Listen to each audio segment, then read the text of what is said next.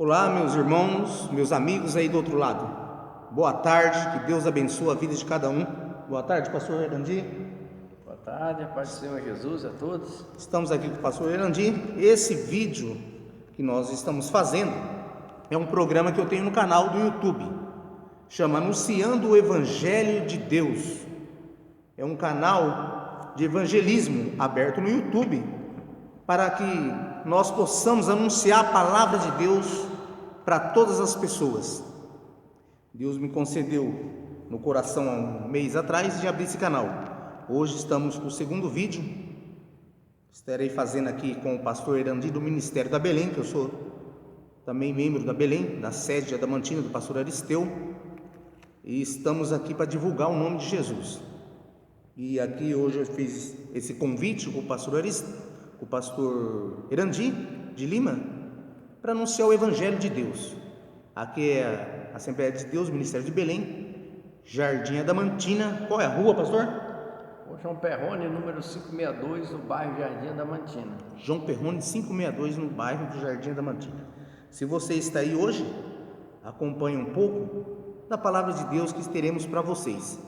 Que a Bíblia diz também, pastor, você que está aí do outro lado dessa câmera, a Bíblia diz em Mateus 28, capítulo 19, Jesus ele deixa uma ordem para os seus discípulos.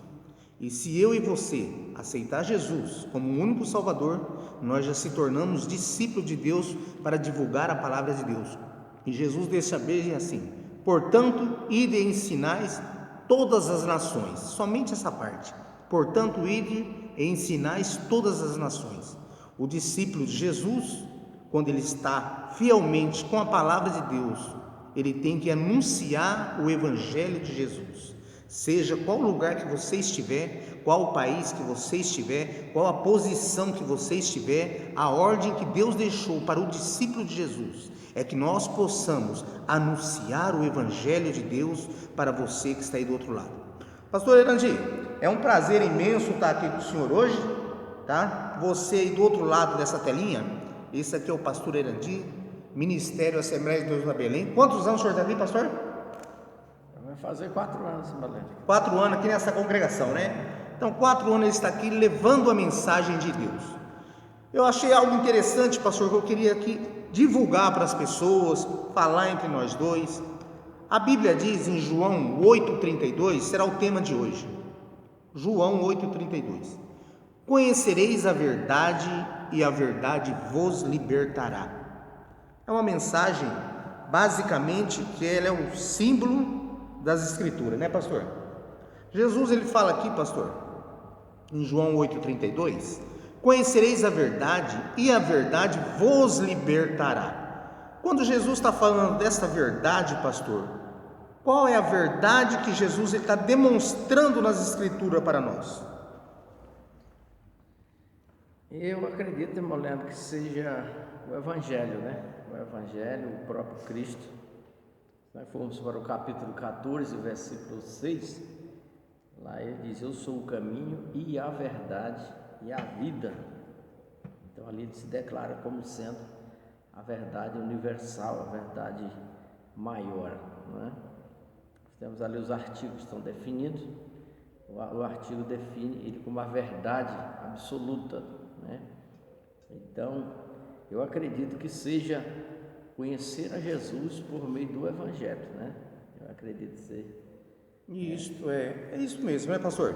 Conhecer Jesus através do mesmo Evangelho. Mas muitas vezes, pastor, eu vejo que as pessoas falam assim: a Bíblia já diz, conhecereis a verdade e a verdade vos libertará. Muitas vezes a pessoa conhece a verdade. Qual é essa verdade? É a palavra de Deus. Ele conhece a palavra de Deus, ele até se aproxima da palavra de Deus, mas ele não consegue se libertar totalmente. Ele sempre ainda fica com o pé, às vezes, no mundo, e esquece que a palavra está falando: conhecereis a verdade e verdadeiramente ela vai te libertar. O que é preciso, pastor, para que você conheça verdadeiramente a palavra e mergulhe dentro da palavra, para que você se lave e seja completamente lavado dentro do Evangelho de Deus? Então, irmão Leandro, nós aprendemos que Deus O apóstolo Paulo diz que aquele que começou em nós uma boa obra, ele é poderoso para aperfeiçoar até o fim, não é? Então toda pessoa que nasce de novo no reino de Deus, ela passa por um processo que nós chamamos de santificação, não é? Deus é um Deus que ele já é santo, mas nós estamos sendo santificados, né? Então, quando nós entendemos essa palavra aqui, o que eu tenho que fazer o primeiro é estar em Cristo, e depois daí vem o processo, o nascimento e o crescimento espiritual, né? Nós nascemos de novo, mas tem todo um desenvolvimento de uma vida cristã, de um crescimento na graça, no conhecimento. O apóstolo Paulo fala disso, sobre esse crescimento. Então, cada dia nós vamos sendo transformados de glória em glória, como pelo Espírito do Senhor, né? Então, eu acredito que o cristão, quando ele entra no reino, ele é transportado para o reino, ele está no reino das trevas, e quando ele conhece Jesus, ele é transportado para o reino do seu amor, o reino do reino de Deus, no caso, né? Então, daí começa um processo nele de crescimento, de santificação. À medida que ele ora, à medida que ele lê a palavra, que ele estuda a palavra, que ele adora, que ele faz parte da igreja, esse grupo dos salvos que ele faz parte, né? E isso vai se edificando. A Bíblia tem essa ideia de que quando nós nos reunimos para adorar a Deus, o Espírito Santo vai usando um com dom para ir edificando. Enfim, a igreja ela é edificada pelos dons. E o crente vai crescendo, vai crescendo, vai crescendo.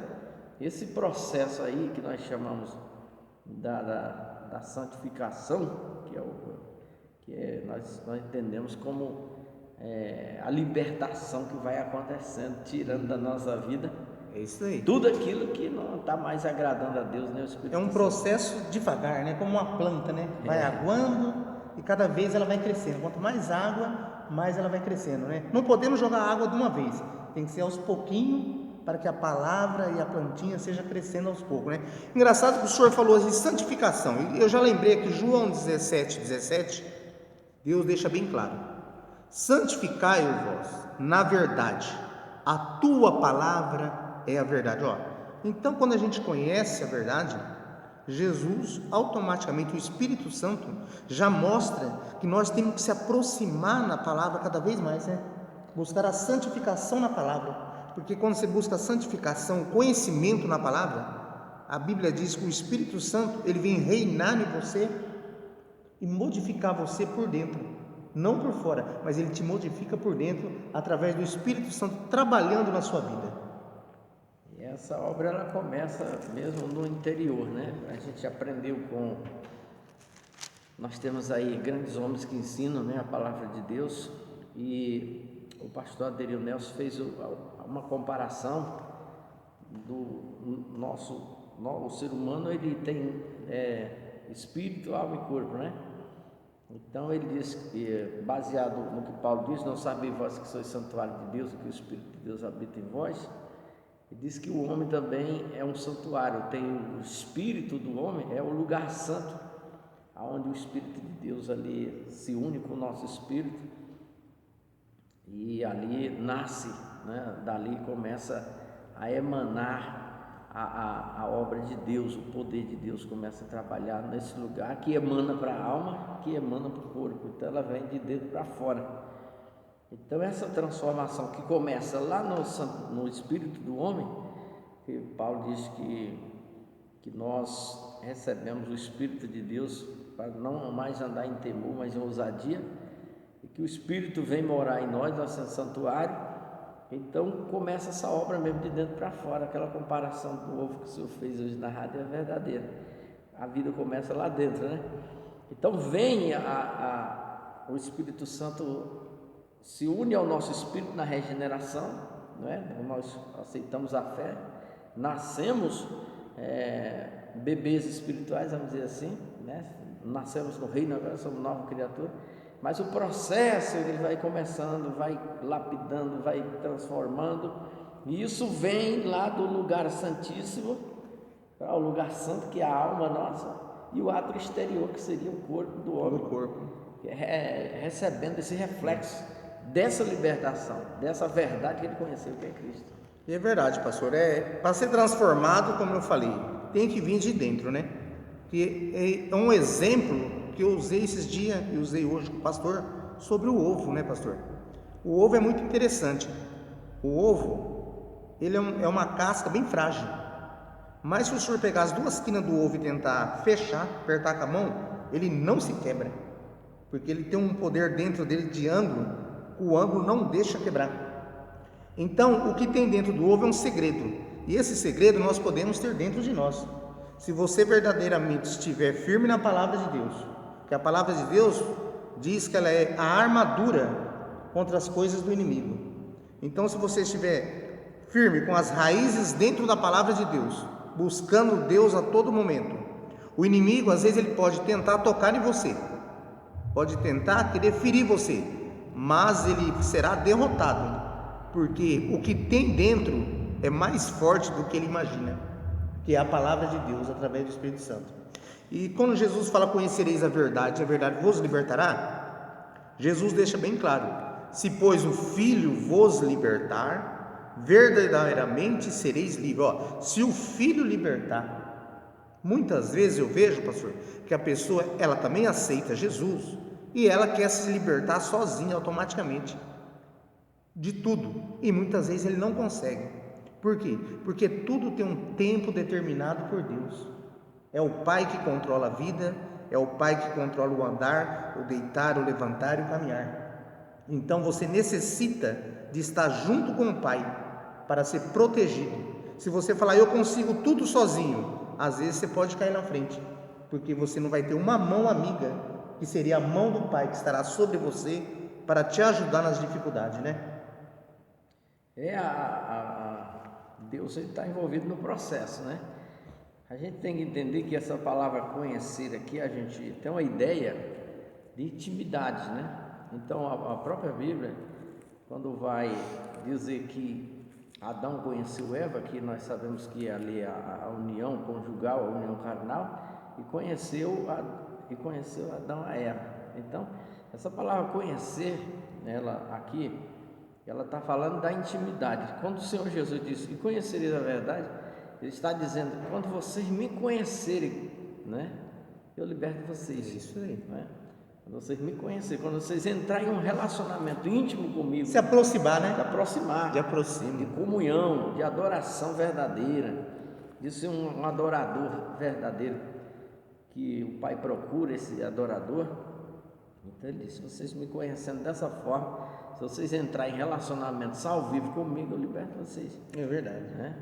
E o senhor pode ver que até na palavra de Deus ela encaixa o andar nosso. Às vezes a pessoa pode ser rancorosa, a pessoa nervosa, mas quando ela conhece um grande amor, ela muda, né? Porque ela muda, porque o amor vem modificando de dentro para fora. A pessoa fala: rapaz, que cara se tornou mais amigo, mais amigável, porque ele está com o amor dentro. É o primeiro amor, né? É aquele amor que brota de dentro para fora. Por isso que devemos conhecer a palavra, porque para conhecer, pastor, temos também que se aproximar de Deus. Sim, é o primeiro passo. Se você que está aí do outro lado, às vezes você fala assim: ele conhece Jesus, eu conheço Jesus. Se eu perguntar para uma pessoa que não aceitou Jesus nas águas ainda: você conhece Jesus? Ele vai falar que conhece. Vou citar um exemplo. Um homem passa todo dia na frente da sua casa, todos os dias. Se alguém perguntar para você: você conhece esse homem? Sinceramente você vai falar para mim: conheço. Ele anda com a roupa tal cor, passa todos os dias aqui nessa rua, nesse horário.